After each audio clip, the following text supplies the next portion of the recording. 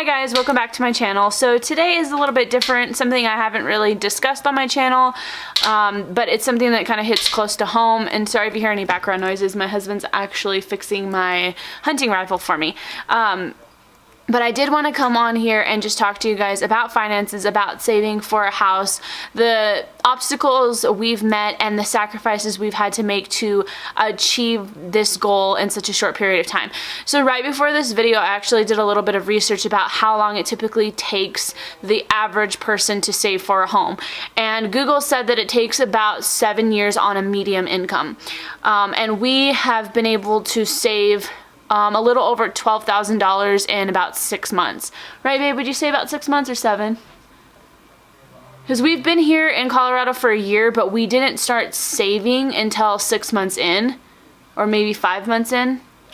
So it's been about 6 to 7 months of actual saving, and we're about $12,600 right now, give or take a couple $100. And we have projected, now that we're actively making that kind of money, projected to be here for another 6 months or so. So it would have taken us about a year, and if we wanted to just over exaggerate a little bit, about a year and a half. And we will have the amount of money we need saved up to purchase our home. Granted, that is not including our first-time home buyers price that we would get. First-time home buyers would add another $15,000. So if we were to save up $20,000, which is our goal, it would add another $15,000, which would make our down payment $35,000.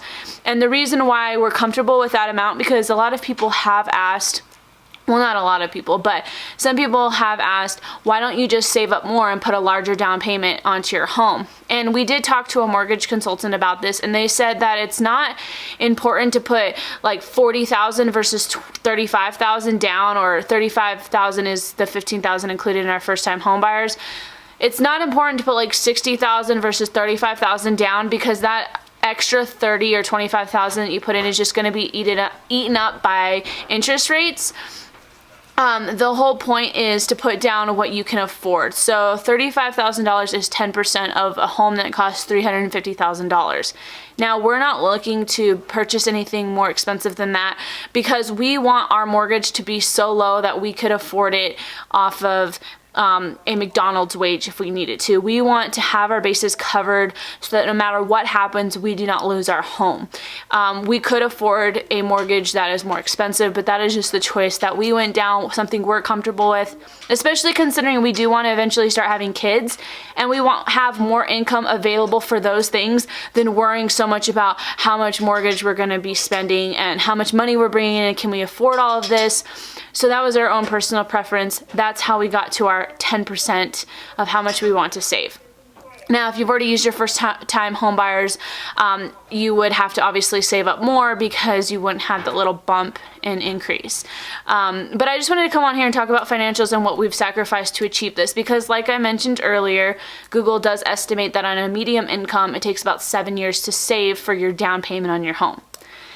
Now, we, like I said, like I also mentioned, have done that in about a year and a half.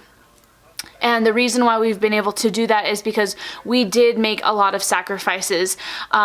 A lot of sacrifices. One being, we left our hometown in California to move out to Colorado with his parents, my mother-in-law, and a father-in-law, to live in their unfurnished basement. And if you have not seen that video, I think one of the very first videos I made was an unfinished basement tour. You can go and watch that if you're really curious.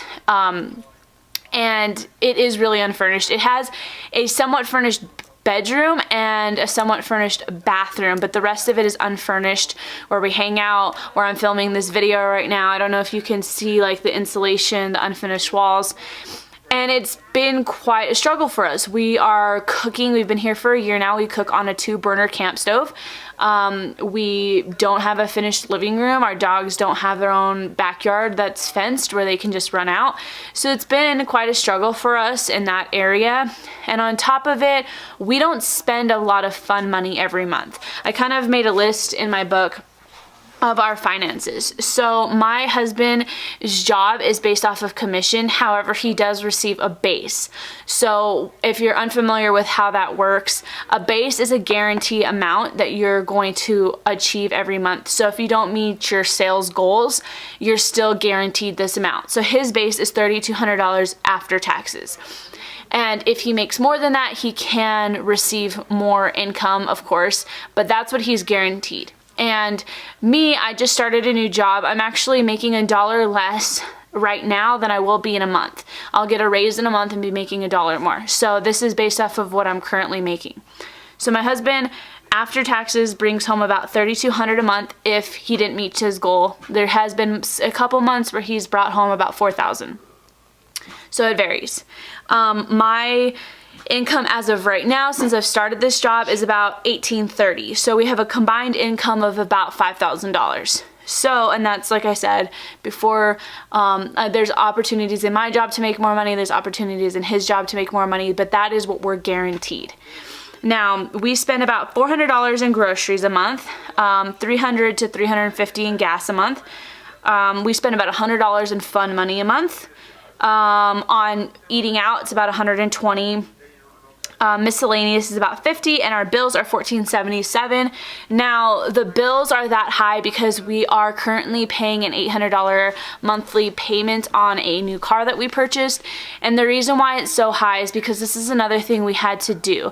Now, my credit is pretty high. It's in like the high 700s, almost 800. I think my husband says, babe, what's your credit score now? 680. What was it when it started? 520. So when we first started considering buying a home, we checked our credit scores.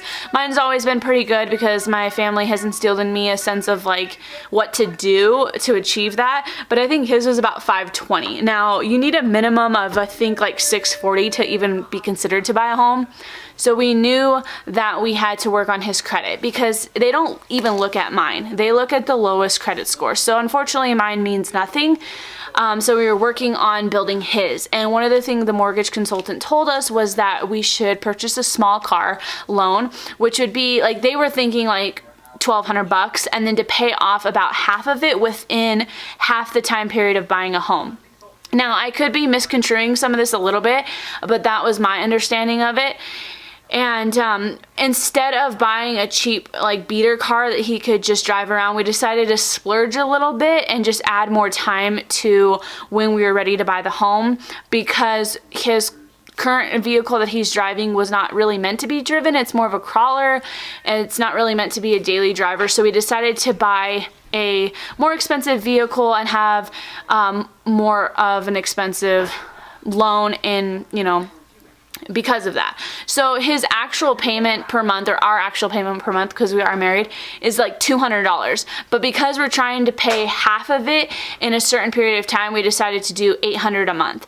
Now, they did tell us not to pay off the entire loan because we do want to show that he has history, and that he's proven that he's making payments. So that's why we came up with the $800. So by the time that we're actually buying the home, he will still have some left. And once we get to that 50% mark, we'll go down to the $200 minimum payment a month. Now, that is why our bills every month is $1,477. If you don't include that, it would be $677. So by the time that we're ready to continue with our original loan, it would probably bring our payment up to about $800 a month in bills.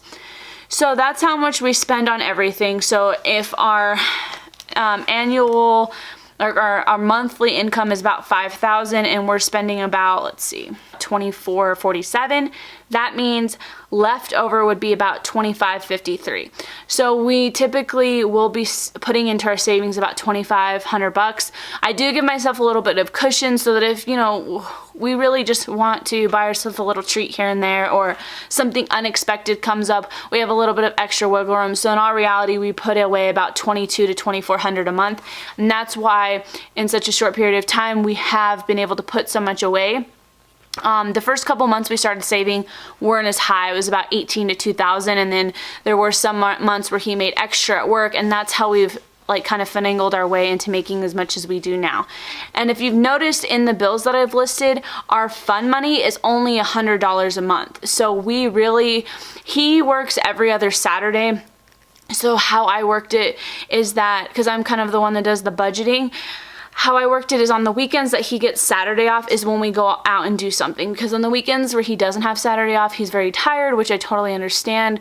Working that many hours, it's just our weekend to relax. So on the weekends that he does get Saturday and Sunday off is when we do something, and we allow ourselves to do something that costs about $50.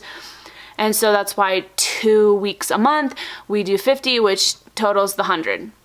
Now, we don't go crazy. We've been doing this for a year now. We really don't spend that much money on fun. A lot of people are like, why don't you go do more things? Why don't you do this? Why don't you do that?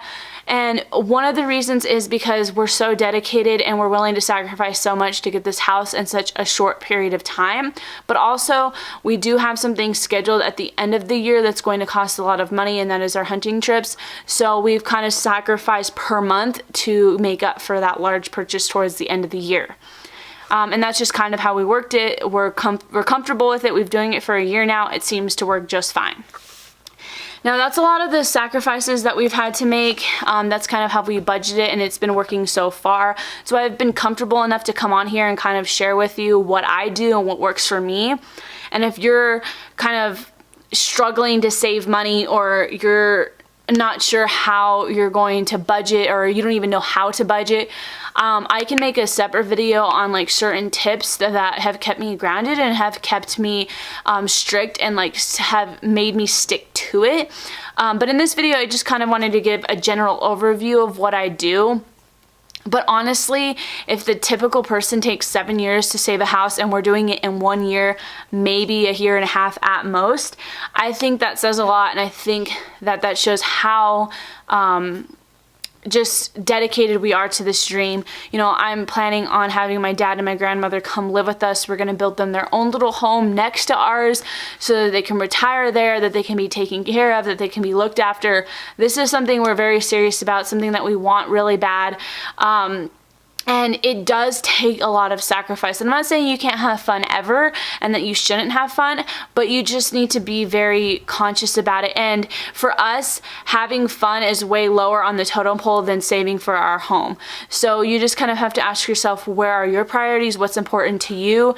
And if having fun is more of a priority than saving, but you still want to save, then your budget just needs to adjust accordingly, obviously, but so do your expectations. You can't expect to have a house in a year if your priorities are different than mine.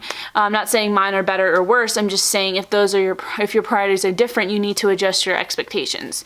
If you guys have any questions, or you want me to go further into depth exactly what my bills are, exactly how I do everything, I can make a separate video on that. But for now, I think that's general enough, and I hope this was helpful and motivate some of you to achieve your goals as well. And until next time, bye guys.